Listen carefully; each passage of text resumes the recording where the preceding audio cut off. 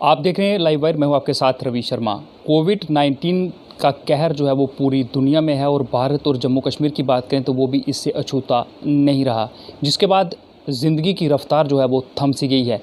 वहीं अगर स्कूलों की बात करें, छात्रों की बात करें तो उनके द्वारा शिक्षा विभाग जो है उसके द्वारा ऑनलाइन क्लासेस जो हैं वो शुरू की गई हैं। लेकिन 5 अगस्त 2019 की बात करें तो उसके बाद जब जम्मू कश्मीर में धारा 370 में बड़े बदलाव किए गए थे, उसके बाद जम्मू कश्मीर के अंदर जो 4G मोबाइल इंटरनेट सेवाएं हैं वो अभी तक नहीं शुरू की गई हैं।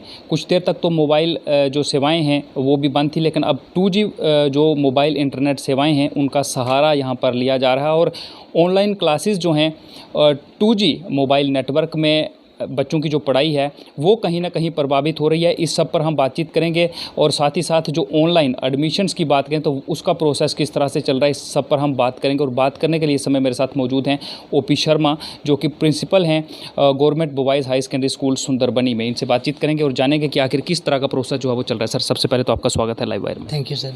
सर, 4G मोबाइल इंटरनेट सेवाएं जो हैं वो जम्मू कश्मीर के अंदर बंद हैं, लेकिन शिक्षा विभाग की बात करें तो आदेश हैं कि ऑनलाइन क्लासेस जो हैं वो चलाई जाएं।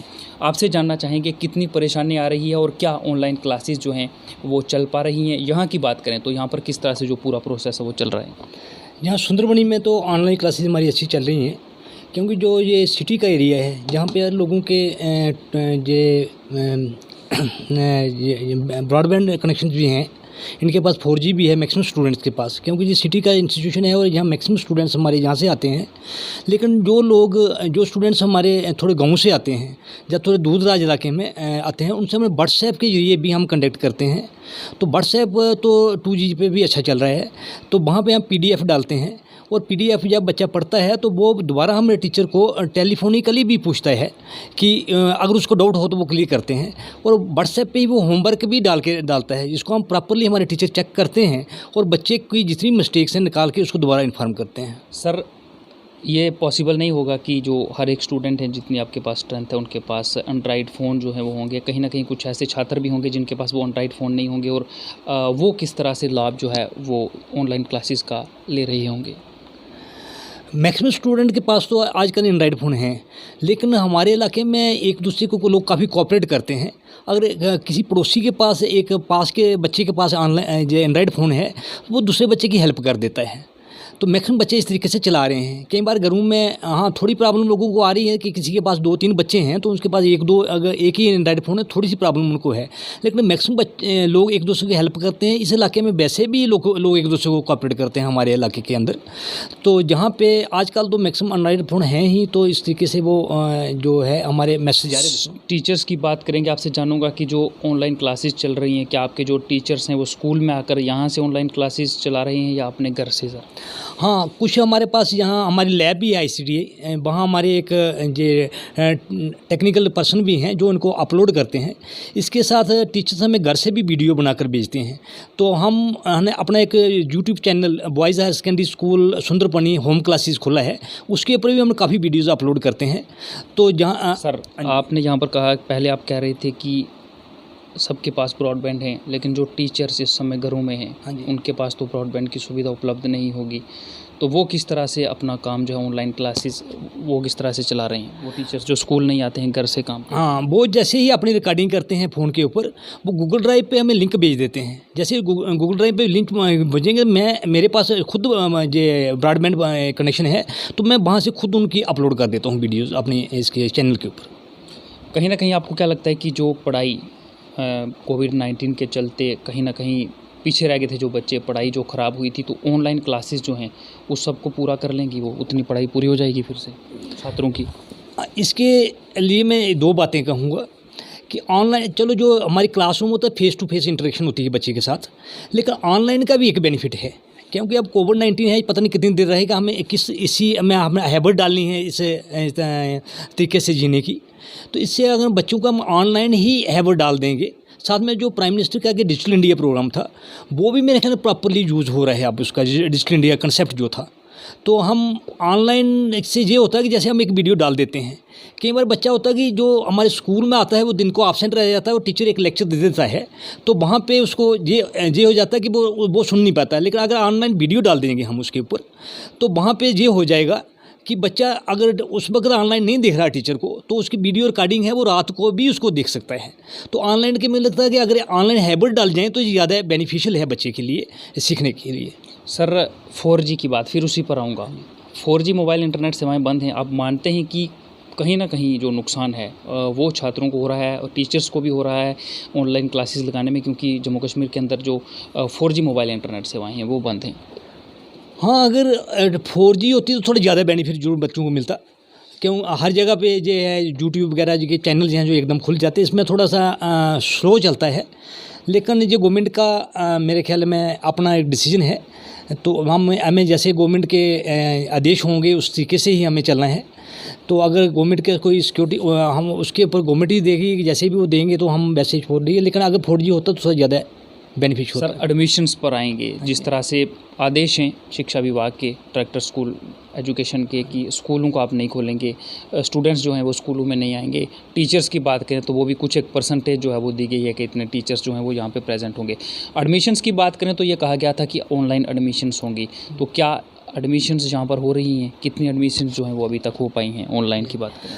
हाँ सर, हमने तकरीबन अपना एक गूगल फॉर्म इसका बनाया है, जो कि हमारे ऑनलाइन एडमिशन के लिए, उसके लिए 12th के हमारे पास 224 बच्चे थे 11th में जो होनी थी। इस वक्त तकरीबन 200 बच्चे की एडमिशन हो चुकी है।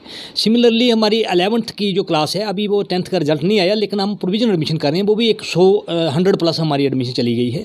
10th की एडमिशन हमारी कुछ 60 10th की एडमिशन हुई है, और इतनी ही हमारी 9th की भी हो चुकी है। ये सारी जो एडमिशन है ऑनलाइन हुई? हाँ, सारी ऑनलाइन है, हमारे पास पूरा डाटा है, और मैं शायद आपको दिखा भी सकता था इसका मोबाइल में, उसका पूरा प्रिंट आउट भी हम निकाल लेते हैं जहाँ पे बच्चों का।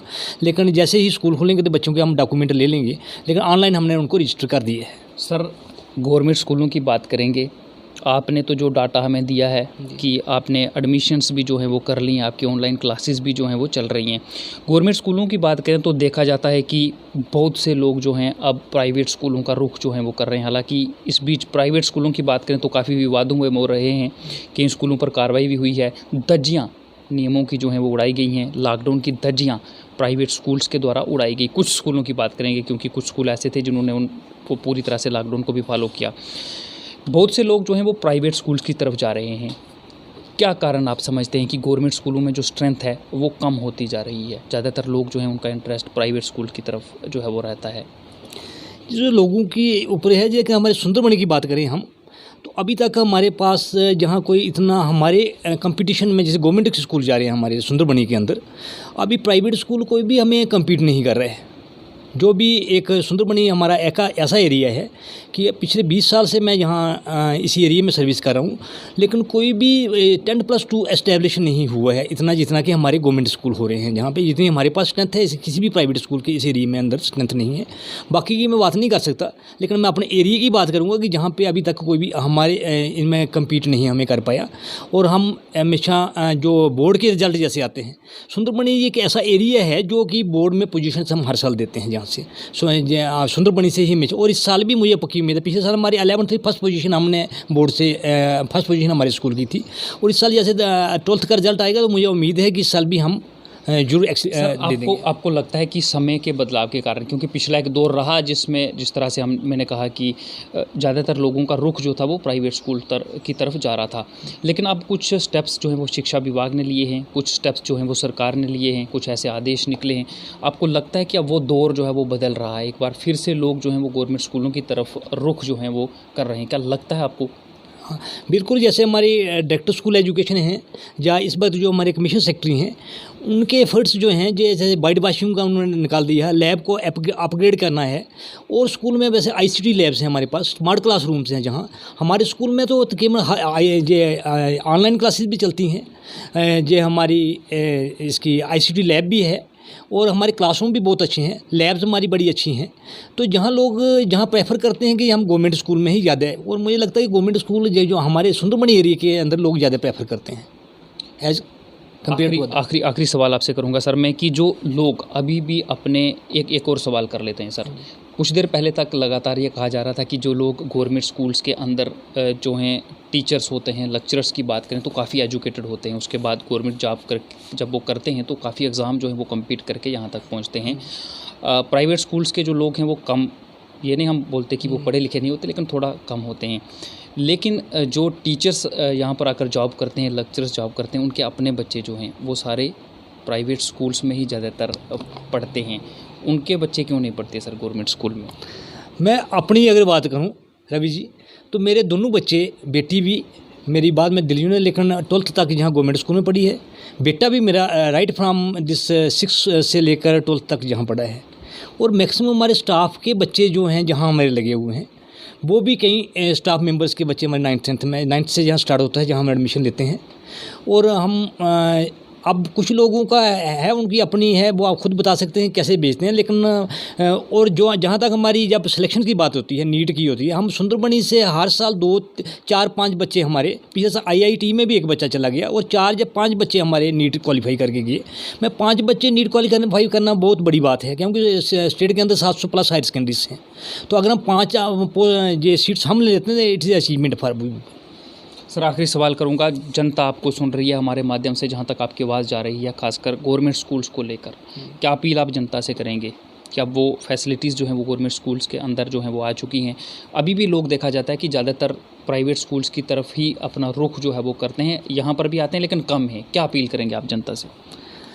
मैं तो चाहूँगा कि लोगों को ये फैसिलिटीज़ के बारे में पता हो। जैसे हमारे पास ICT लैब्स हैं, ये स्मार्ट क्लासरूम्स हैं, अच्छी ये साइंस लैब्स बहुत अच्छी हैं, कंप्यूटर लैब बहुत अच्छी है, टीचर्स हमारे पास बहुत क्वालिफाइड हैं। फिर हमारे पास इंफ्रास्ट्रक्चर जो को-करिकुलर एक्टिविटीज़ के लिए जो जहाँ हमारे जैसे बास्केटबॉल अभी नया बना है, या और ग्राउंड से और गेम्स का हमारे पास बड़े अच्छे टीचर्स होते हैं। हमारे पास NCC है, जहाँ पे हमारे पास पहाड़ी स्कॉलरशिप मिलता है, जहाँ पे बच्चों को, जो गरीब बच्चे हैं, तो मैक्सिमम बच्चों को लोगों उनको जो गवर्नमेंट की जो दे रही हैं, हेल्प दे रही हैं बच्चों को, इनके बारे में जो स्कीम्स हैं गवर्नमेंट के बच्चों को, हम लोगों को जरूर बताते हैं और बच्चे लोग इनका अवेल भी कर रहे हैं। और मैक्सिमम लोग हमारे पास 11th-12th में यहीं मैक्सिमम आते हैं यहाँ पे हमारे पास। और चाहूँगा कि आगे भी लोग यहाँ आएँ। ये हमारी बहुत अच्छा इंफ्रास्ट्रक्चर है हमारे पास, लैब्स अच्छी हैं, टीचर बहुत क्वालिफाइड हैं, और हर सब्जेक्ट के स्पेशलिस्ट हैं हमारे पास। तो लोगों को यहीं बच्चों को भेजना चाहिए। मैं तो लोगों से यही अपील करूंगा कि यहाँ आएँ और बच्चे जहाँ अच्छी एजुकेशन वो ले पाएँ हमारे पास। बहुत बहुत शुक्रिया सर हमसे बातचीत करने। थैंक यू जी।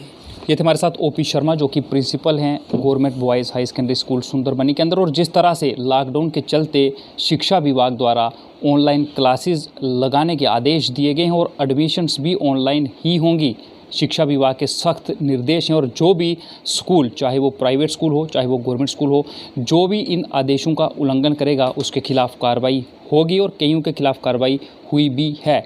और कहीं ना कहीं जिस तरह से OP सर ने बताया कि एडमिशन्स की बात करें तो ऑनलाइन एडमिशन्स जो हैं वो यहाँ पर हुई हैं, हालांकि कुछ संख्या कम रही है लेकिन हुई ज़रूर है। और ऑनलाइन क्लासेस जो हैं 2G मोबाइल इंटरनेट सेवाओं के चलते कहीं ना कहीं थोड़ी दिक्कत ज़रूर हो रही है, लेकिन ऑनलाइन क्लासेस जो हैं वो अभी भी चल रही हैं। और यहाँ से आपको बता दें कि एक बात साफ़ हो गई है कि अगर वो स्कूल जो कि बच्चों को अपने स्कूल में बुलाते हैं, अपने जो टीचर्स हैं उनको स्कूल में बुलाते हैं और नियमों की धज्जियाँ उड़ाते हैं, अगर वो धज्जियाँ ना उड़ाएं तो उसके बावजूद भी एडमिशन्स हो सकती हैं और क्लासेस जो हैं वो चल सकती हैं। फिलहाल मुझे मेरे सहयोगी रोहित उत्पल के साथ हैं इजाज़त, मगर आप देखते रहें लाइव वायर। नमस्कार।